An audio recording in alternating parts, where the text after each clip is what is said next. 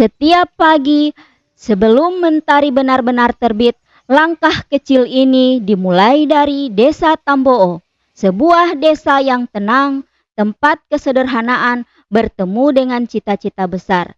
Disinilah perjalanan menuju ilmu dan harapan bermula.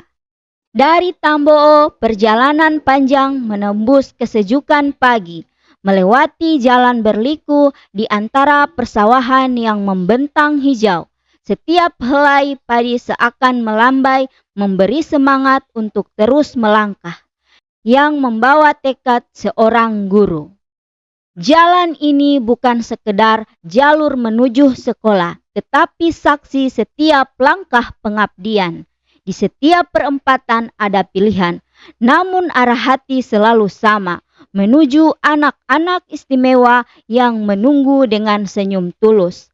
Melewati pertigaan, melewati batas desa, seakan waktu berhenti sejenak untuk menyapa perjalanan penuh makna.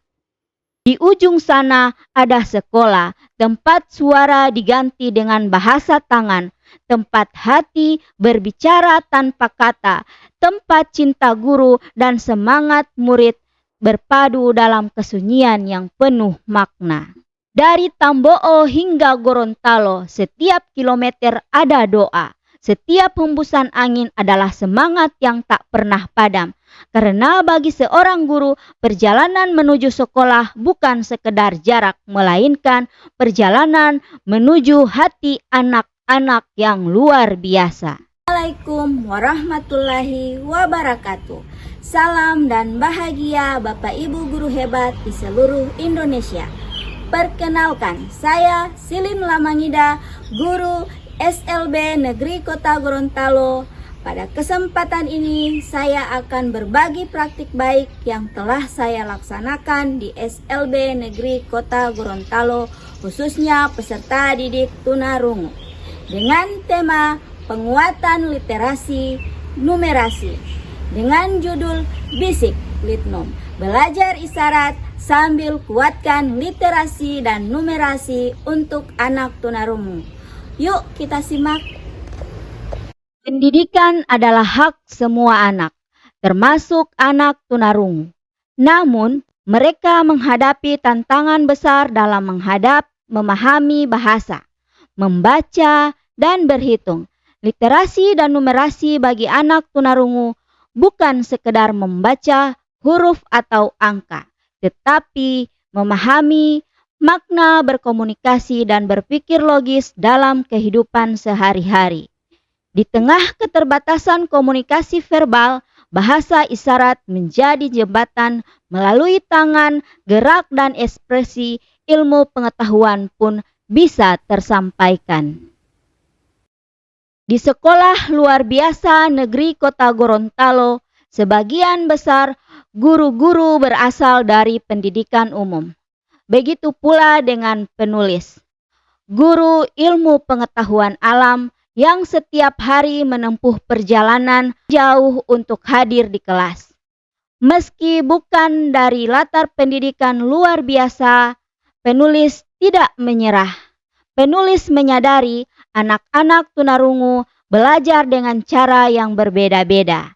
Mereka lebih visual, lebih konkret, dan belajar dari pengalaman langsung. Mengajar anak tunarungu bukan hal yang mudah. Tantangan komunikasi menjadi yang paling besar. Tidak semua istilah ilmiah memiliki padanan dalam bahasa isyarat.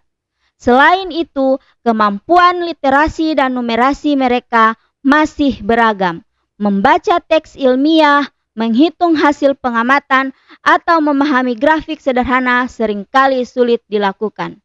Namun, di balik semua tantangan itu, ada tekad kuat untuk menemukan cara yang terbaik. Dari tantangan itulah lahir inovasi Bisik Litnom, belajar bahasa isyarat sambil kuatkan literasi dan numerasi. Program ini menggabungkan bahasa isyarat dengan pembelajaran visual, konkret, dan menyenangkan. Penulis belajar bahasa isyarat secara mandiri melalui video, kamus CB hingga bertanya pada rekan-rekan guru pendidikan luar biasa. Dalam kelas, penulis menggunakan ekspresi wajah, warna, dan simbol untuk membantu anak tunarungu memahami konsep IPA. Penulis juga menyediakan media belajar sesuai gaya belajar anak, membuat bunga dari tas kresek, kartu kata bergambar, eksperimen sederhana di luar kelas, hingga permainan numerasi kontekstual seperti menghitung daun atau batu.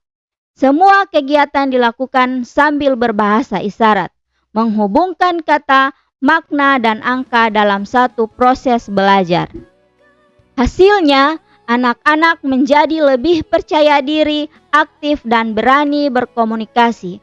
Mereka tidak hanya belajar kata dan angka, tetapi juga makna dan logika.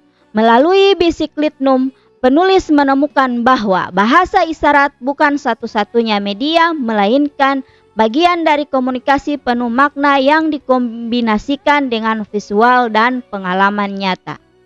Penulis belajar bahwa setiap gerakan tangan memiliki cerita, dan setiap tatapan mata anak tunarungu menyimpan semangat untuk memahami dunia.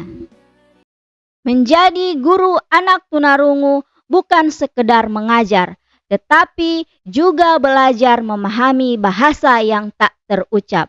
Setiap perjalanan menuju sekolah adalah perjalanan menuju hati anak-anak luar biasa. Melalui Bisikletnum, penulis membuktikan bahwa pendidikan inklusif bukan sekedar konsep, melainkan tindakan nyata yang lahir dari cinta dan ketulusan. Semoga Bisikletnum menjadi bisikan perubahan yang menginspirasi kita semua untuk lebih peduli, lebih inklusif, dan lebih menghargai keberagaman.